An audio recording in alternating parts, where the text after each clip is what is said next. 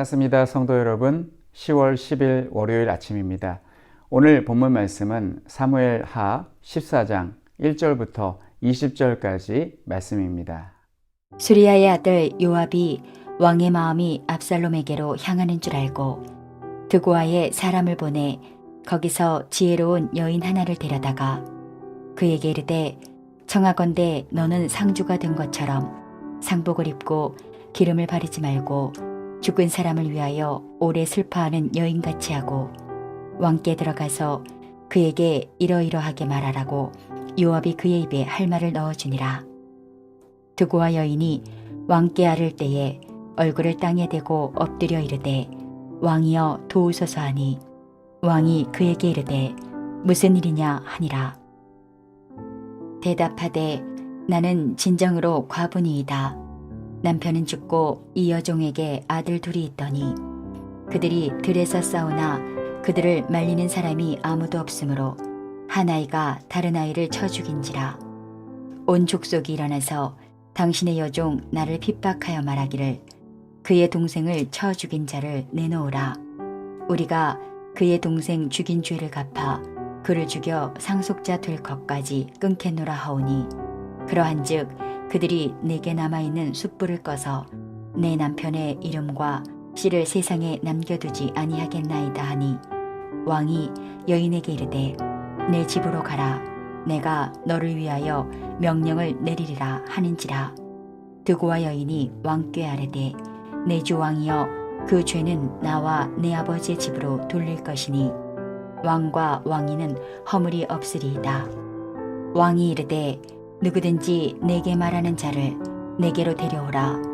그가 다시는 너를 건드리지도 못하리라 하니라. 여인이 이르되 청하건대 왕은 왕의 하나님 여호와를 기억하사 원수 갚는 자가 더 죽이지 못하게 하옵소서. 내 아들을 죽일까 두렵나이다 하니 왕이 이르되 여호와께서 살아계심을 두고 맹세하노니 내 아들의 머리카락 하나도 땅에 떨어지지 아니하리라 하니라. 여인이 이르되 청하건대 당신의 여종을 용납하여 한 말씀을 내 주 왕께 여쭙게 하옵소서 하니 그가 이르되 말하라 하니라. 여인이 이르되 그러면 어찌하여 왕께서 하나님의 백성에게 대하여 이 같은 생각을 하셨나이까. 이 말씀을 하심으로 왕께서 죄 있는 사람같이 되심은 그 내쫓긴 자를 왕께서 집으로 돌아오게 하지 아니하심이니이다. 우리는 필경 죽으리니 땅에 쏟아진 물을 다시 담지 못함 같을 것이오나 하나님은 생명을 빼앗지 아니하시고 방책을 베푸사 내쫓긴 자가 하나님께 버린 자가 되지 아니하게 하시나이다. 이제 내가 와서 내 주 왕께 이 말씀을 여쭙는 것은 백성들이 나를 두렵게 하므로 당신의 여종이 스스로 말하기를 내가 왕께 여쭈오면 혹시 종이 청하는 것을 왕께서 시행하실 것이라. 왕께서 들으시고 나와 내 아들을 함께 하나님의 기업에서 끊을 자의 손으로부터 주의 종을 구원하시리라 하미니이다. 당신의 여종이 또 스스로 말하기를 내 주 왕의 말씀이 나의 위로가 되기를 원한다 하셨사오니 이는 내 주 왕께서 하나님의 사자같이 선과 악을 분간하심이니이다. 원하건대 왕의 하나님 여호와께서 왕과 같이 계시옵소서. 왕이 그 여인에게 대답하여 이르되 바라노니 내가 내게 묻는 것을 내게 숨기지 말라. 여인이 이르되 내 주 왕은 말씀하옵소서.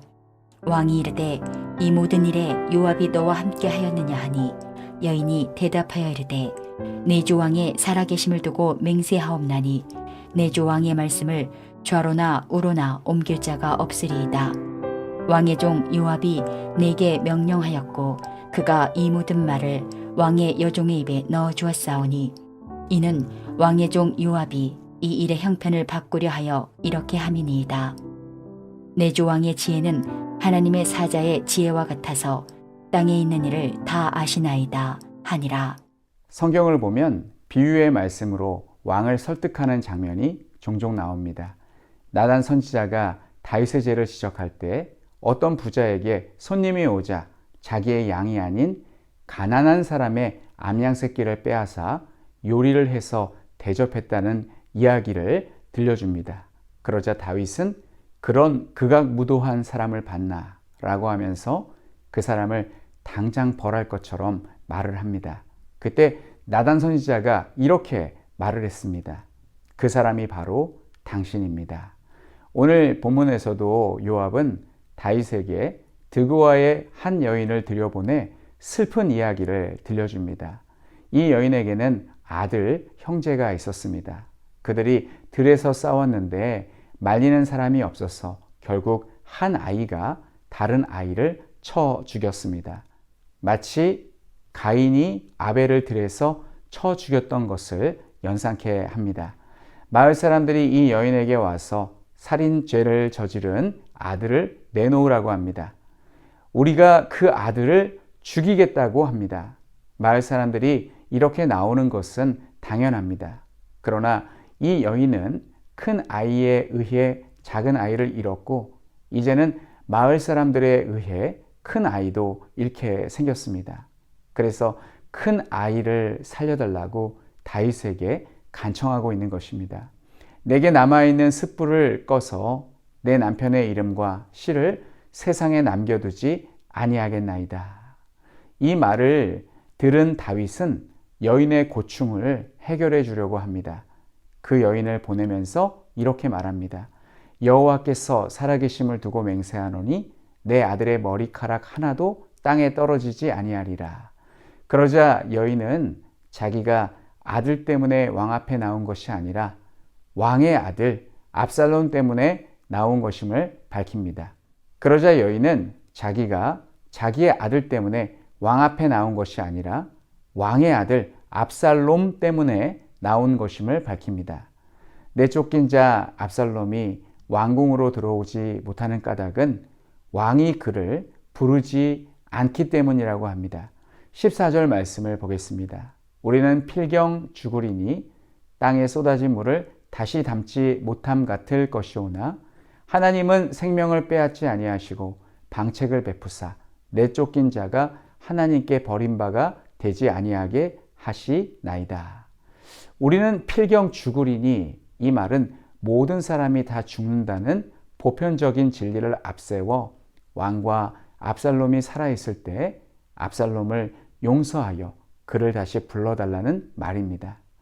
그리고 이어서 동생을 죽인 내 아들을 용서해 주심 같이 암논을 죽인 압살롬도 용서해 주면 안 되겠냐는 말을 합니다. 다윗은 이 여인이 한 말을 듣고 지금까지 이 여인이 한 말이 실화가 아니라 예화임을 깨닫고 너에게 이 말을 하도록 시킨 자가 요압이냐고 묻습니다. 그러자 여인은 사실대로 요압이 시킨 대로 하였다고 합니다. 그리고 다윗은 요압에게 지시하여 압살롬을 데려오라고 합니다. 성도님들은 오늘 본문 말씀을 읽으시면서 요압이 잘한 것이라고 지혜 있게 행한 것이라고 생각하십니까? 아니면 잘못한 것이라고 생각하십니까? 인생을 살다 보면 악연이라고 할 만큼 사이가 안 좋은 사람이 있습니다. 도저히 맞지 않는 사람과는 관계를 정리하면 됩니다. 서로 각자의 길을 가면 됩니다. 그러나 혈연은 끊을 수가 없습니다. 부모와 자식의 연은 하늘이 맺어준 것으로서 끊을 수가 없습니다.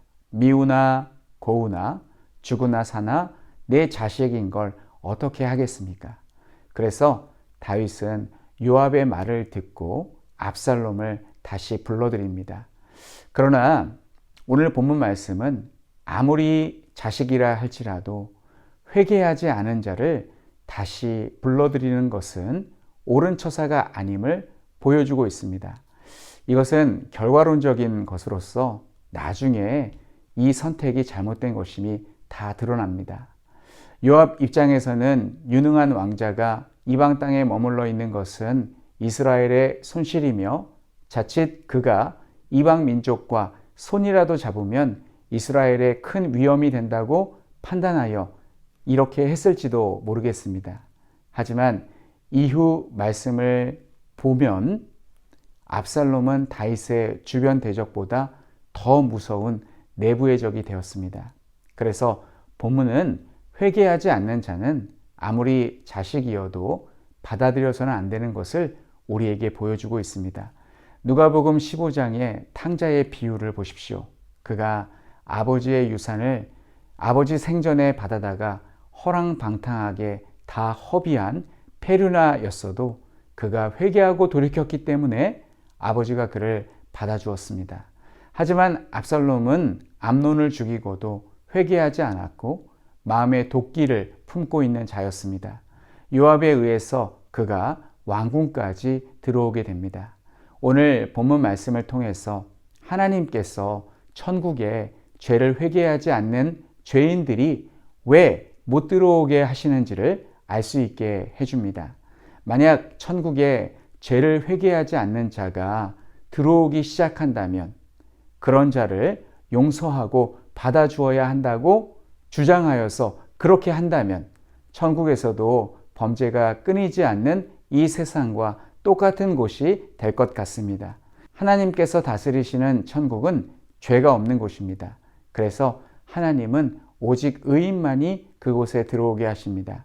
세상은 실리에 따라서 죄인을 받아주기도 하지만 하나님은 아무리 유능하고 똑똑한 사람이라 할지라도 그가 죄인이라면 그를 받아주시지 않습니다. 이러한 하나님을 우리도 본받아서 사람을 판단하는 기준이 그 사람이 가지고 있는 능력이 아니라 그의 됨됨이일 수 있기를 간절히 축원합니다. 우리 함께 기도하겠습니다. 첫째, 사람을 판단하는 기준이 그의 능력이 아니라 그의 됨됨이임을 깨닫게 하옵소서. 두 번째는 감비아 한병희 김현희 선교사님을 위해서 기도해 주십시오. 안식년 이후 새롭게 진행될 사역에 하나님의 인도하심이 놀랍게 임하도록 더욱 건강한 몸과 영혼으로 열심히 사역에 임할 수 있도록 현재에 필요한 자원과 물질을 원활히 공급해 주시도록 위해서 기도해 주시기 바랍니다.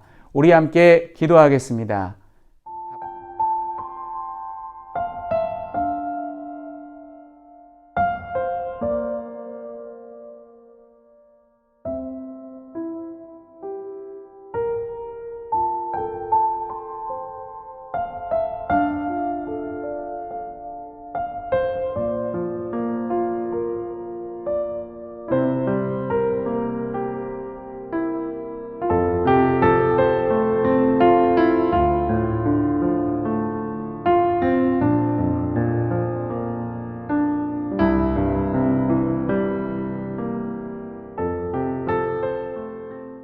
하나님 아버지, 은혜를 감사드립니다. 오늘 말씀을 통해서 압살롬이 아무리 외모가 출중하고 능력이 있고 또 실력이 있어도 그가 죄를 회개하지 않았기 때문에 그를 받아들여서는 안 되는데 요압의 간청에 의해서 다윗이 그를 받아들이는 말씀을 우리가 보았습니다. 하나님 아버지, 우리도 이러한 우를 범할 때가 있습니다. 그 사람의 외모, 그 사람의 능력, 그 사람의 실력이 아까워서 그가 악한 자임에도 불구하고 그를 받아들이는 경우가 있습니다. 하나님 아버지, 우리에게 믿음을 주시고 지혜를 주셔서 죄악과 타협하지 않게 하여 주시고 사람을 판단할 때에 그의 외모보다 그의 됨됨이, 그의 내면을 보고 그 사람을 판단할 수 있도록 지혜를 허락하여 주시옵소서. 아버지 하나님, 오늘은 감비아의 한병희 김현희 선교사님을 위해서 기도합니다. 안식년 이후의 사역 가운데 하나님께서 함께하여 주시고 지경을 넓혀 주시기를 간절히 원합니다. 오늘 하루도 우리 모든 성도님들의 삶 가운데 하나님 함께하여 주시기 원하오며 예수님의 이름으로 기도하옵나이다. 아멘.